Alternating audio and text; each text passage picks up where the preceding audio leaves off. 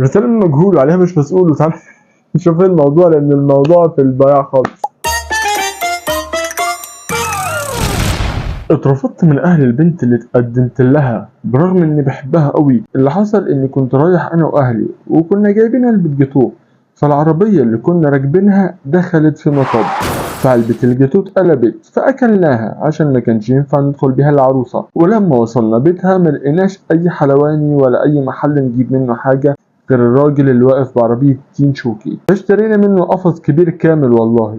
صادق يا حبيب اخوه. المهم ان ابو البنت اول ما شاف قفص التين حتى من قبل ما نتكلم قال لي ما عنديش بنات للجواز ومش عايز اشوف وشك تاني خالص، ومرضيش ياخد القفص حتى، وخلانا ناخده معانا واحنا نازلين. والبنت كانت بتكلمني هي بتعيط وتقول لي ايه اللي عملته ده، وفهمتها اللي حصل وانا بحبها قوي وعايز اتجوزها، وابوها رافض الموضوع خالص. محتاج رايك لو سمحت. طيب بص، بصراحة عشان مطولش عليك، انت اخترت الشخص المناسب في الوقت المناسب، موضوعك خلصان. انت برضو بصراحة يعني مالكش حق اللي هو قالك داخل عليه بقفص تين شوكة، وانت رايح تتقدم لبنت منيري لا رايح لعمرو بالله.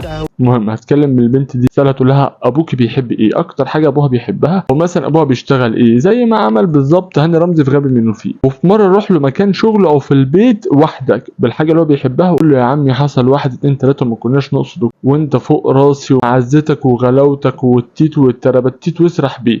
مش هيرضى، انا بقولك مش هيرضى.